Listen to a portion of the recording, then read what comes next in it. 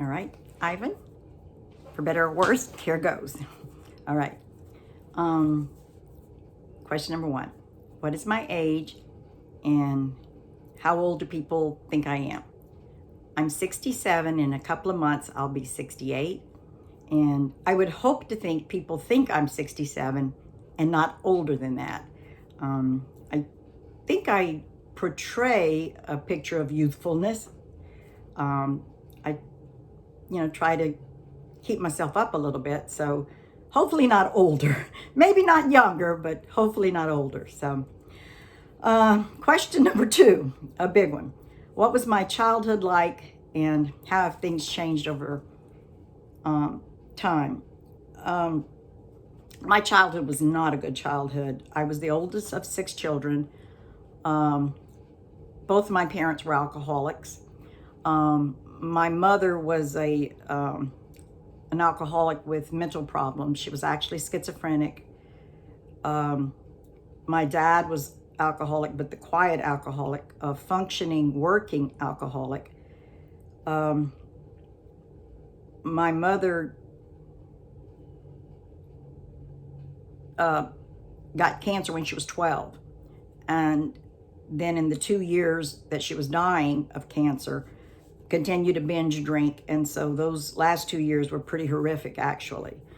And in all of that, as me being the oldest sibling, pretty much was always taking care of the others. And we, living in a small town of Lake Arthur back then, in a pretty, what I called only 2,000 people in a pretty secluded area. We lived in a home that no one else outside the home knew what it was like. So we all went to school and pretended everything was okay and tried to function. We all were expected to bring home good grades. We all excelled at school, all of us. We were all straight A students. We all won all the awards in reading and honor roll, all of those things, because it was sort of expected.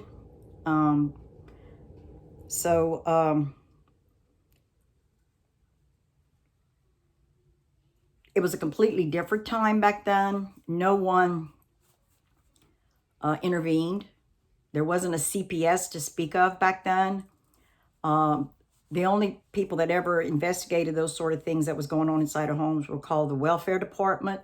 Would come and do spot checks, but nothing ever really ever happened. And no one ever did that in our home, even though we were,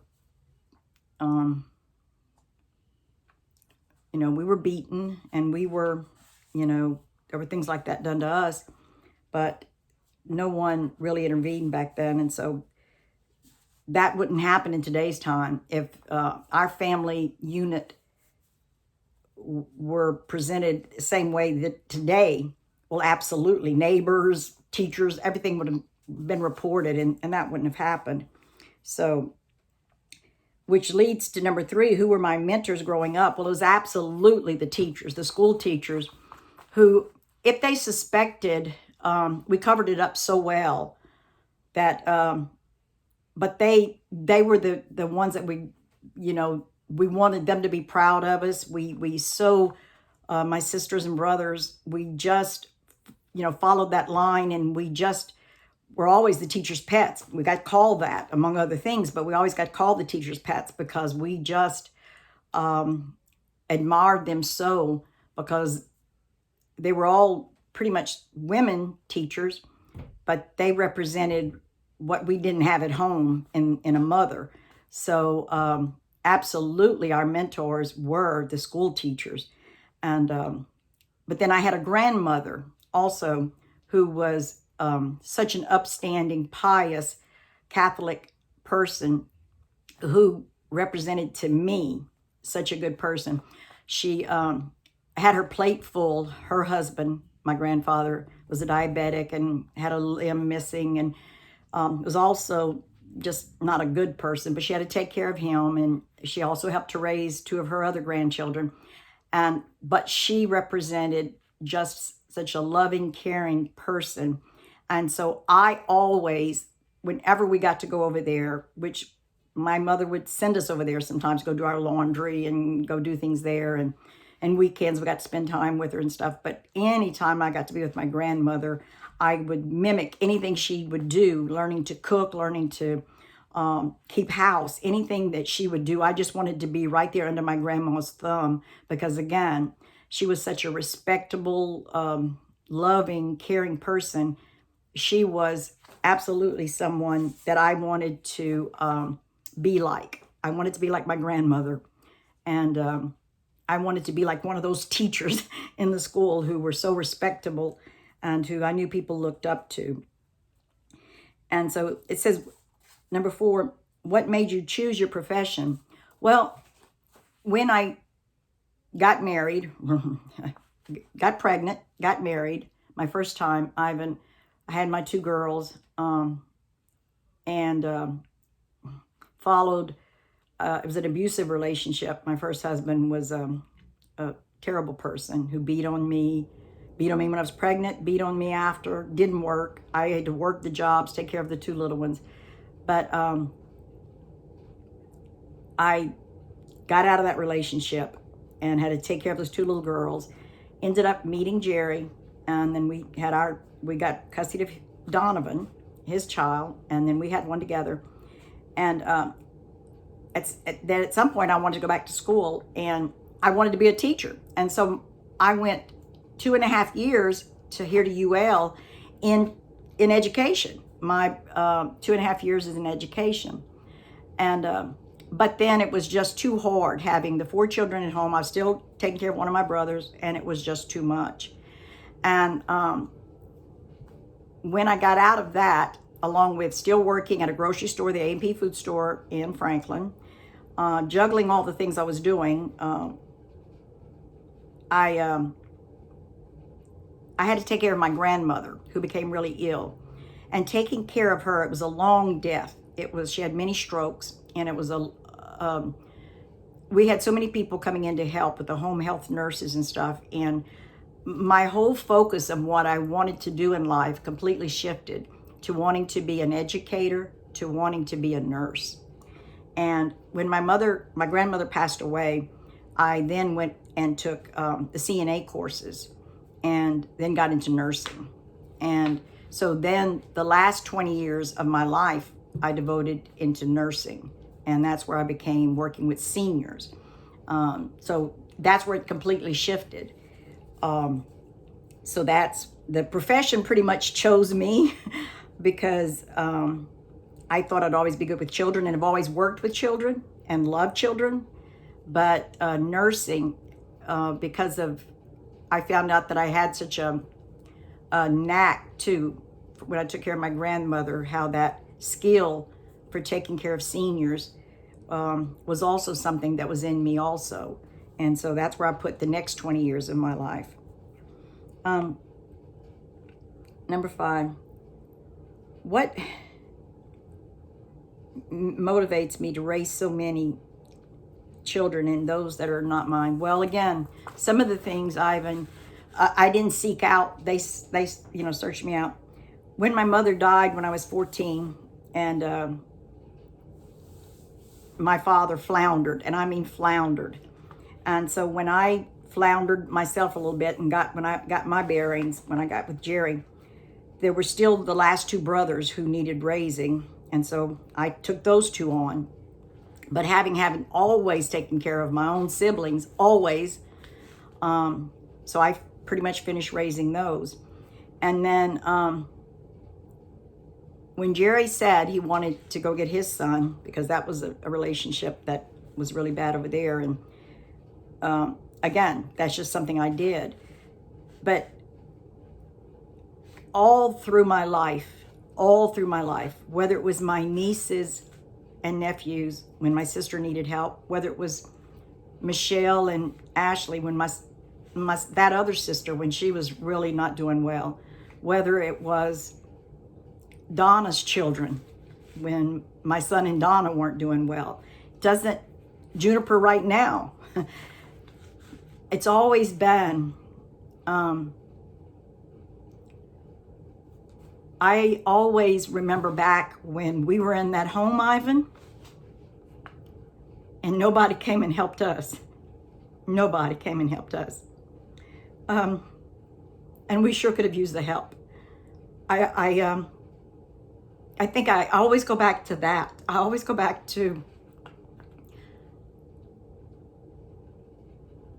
I know that it was a different time back then, and everybody, economics weren't the same. There weren't credit cards to fall back on, and there weren't, so everybody was trying to raise their own family, and everybody was scraping to get by. And so the aunts and uncles and cousins that didn't come and help us and they themselves were trying to scrape and get by. And, you know, there was Helen and Lloyd with 6 kids. Oh my God, if they'd come and help, what they were going to do with 6 kids, you know? So I think it was easier to not do anything than to take on all of that, because we were too much. We were just too much. I think that's what it was. But,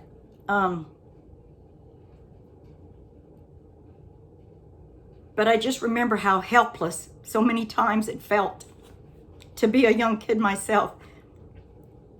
And especially even when she died and I was just 14 and my dad stayed after work at the bars and wouldn't come home.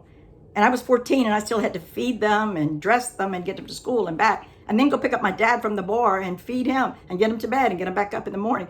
And nobody was coming to help. And I always remember saying to myself, you know, I've got to get to school and I have a life and and I just kept remembering, Ivan, that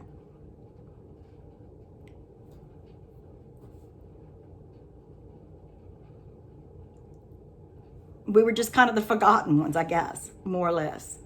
And I think a lot of times when I'm doing this, I don't want anybody to be the forgotten ones, you know, like I look at all of the children that I've had in my life, and I always see the potential that they have in them, because they all do.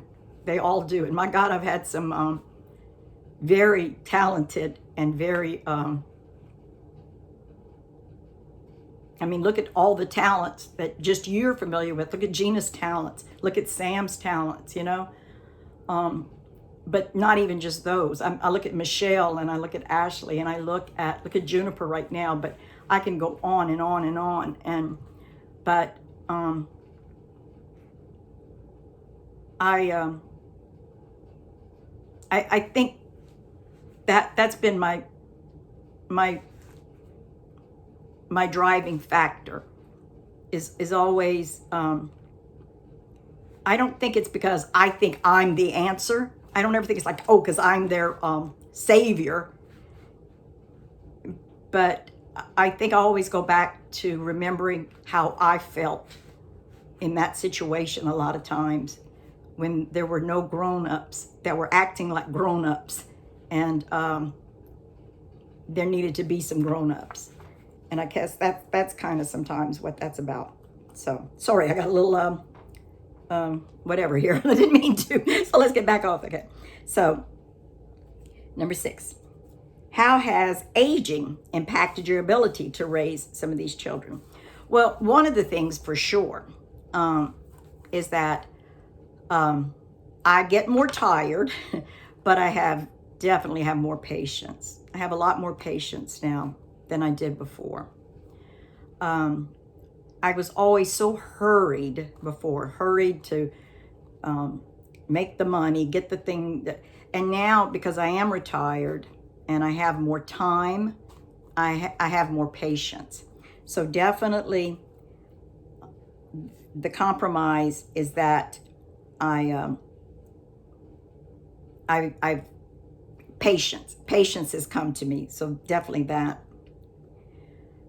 And what things have contributed to my decision to retire? Well, for me, I had the back injuries in working with seniors, actually taking care of a senior. She had a seizure. We hit the car, we hit the thing, but I did save her from hitting the ground, but we still, I had to have back surgeries and stuff, and it didn't heal real well, and so I went back to work one time after one surgery, and after the second surgery, I decided to retire.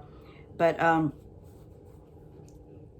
you know, in thinking that we would, you know, travel a little bit more, get to see my two daughters that live out of state, spend a little bit more time with family. I think that was the decision while my back was still in pretty good shape, and still that's the decision today too.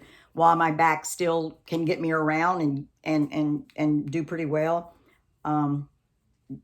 So my health was really the real reason to retire, while I was still in good health, and not wait until I didn't have good health and then retire, and then not be able to do anything. So that was the motivating reason to retire. So that says, do you look at leisure time different now that I'm retired than before? Yes, and in a much different way. When I was working, leisure time was just grab a few minutes to read, grab a few minutes to, you know, grab some coffee and do whatever. And it still was just a few minutes, and it was grab. So I don't even know what leisure time kind of was. Go out, eat, you know, that was leisure. But now leisure time, because, you know, these last 3 years, I've been spent taking care of Juniper. And even though she's a joy to take care of, and she's such an easy child, but she's still a ball of energy. And so when I have leisure time now, it's really rest time. It's kind of a regroup time, recoup my resources. It's kind of put my feet up, put my legs up, get a book, and just escape, and let my back rest, let my mind rest. And then a lot of times, Ivan, just get in the Word. I get to be much more spiritual and become more into the Word and more into my Bible, and find out more about God's plan in my life than Carolyn's plan. Let's put it that way. So leisure time for me is a lot different in retirement. It's not about fun. It's about true me time, just me time, whatever that means, to regroup, to refurbish, replenish. That's it. Replenish whatever. Replenish my mind, my spirit, my body, so that when I get Juniper back, I'm right back in taking care of her mode, right back in full, you know, I can do it mode, full, I'm ready for it. God's got this plan. I got it, you know, and in 100% positive. That's where I'm at, you know. So,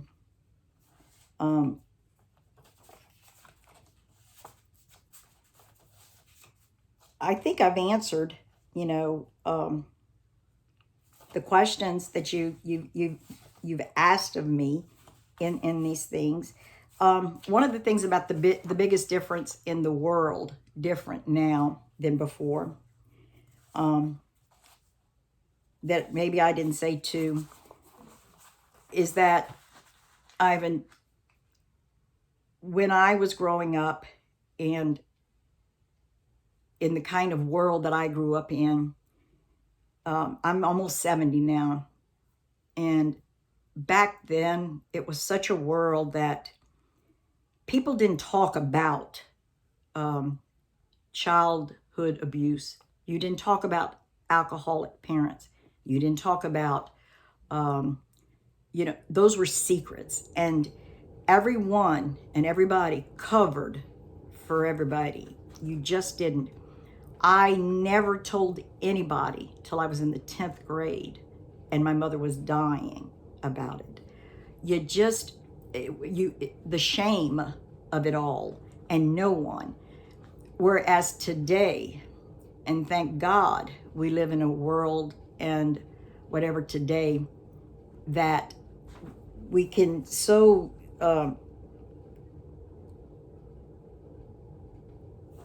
be able to talk about the things that are and find solutions and get the help and get the help for others and get the help for ourselves. You know, me with being bipolar, knowing I was bipolar for years. Well, I know there was something, but again, for years in my young youth, you know, knowing there was something, but, you know, too ashamed. So the world I grew up in was a good world in the 50s, and that we had a lot more opportunities and job opportunities, and the cost, you could get, you know, a hamburger for a dime. Oh, those were great things, Ivan. But I love the world today. And do I feel disconnected from the world because I'm retired? Not really. I have the internet at my disposal at all time. And when I tell you I Google everything, I Google everything. Juniper gets a rash on her face, I Google it. She wants to know about this, I Google it.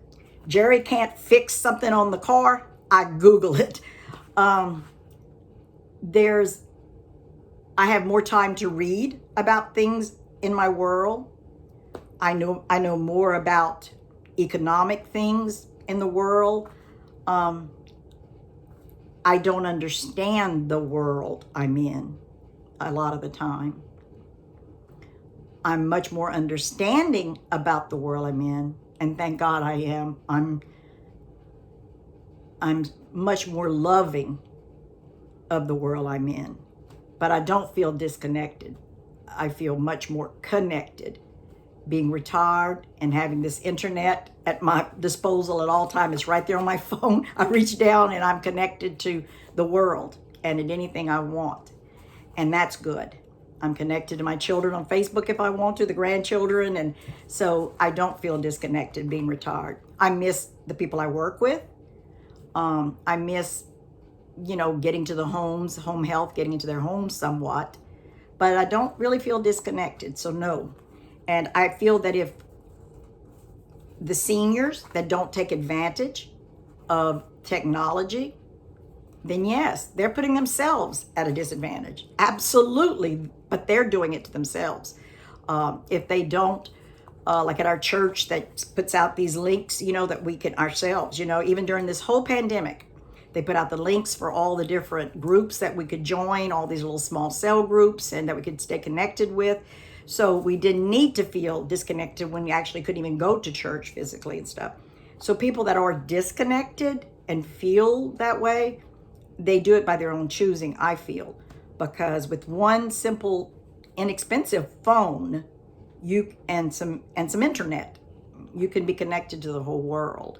So I don't think that aging and retiring, you need to feel old and apart from. Even if you can't be in the workplace, and even if you can't travel, even if you're in a wheelchair, you can still be connected these days. And it's a lot different than it was back then. So that's the way I feel about that. So I hope I was able to give you some information. I'm hoping I gave you enough information to be able to do a paper with or put something down from. If not, feel free to call me or ask some more questions. I'd be glad to answer them. So thank you for wanting to include me in this. I'll send it to Gina. Thank you. Bye.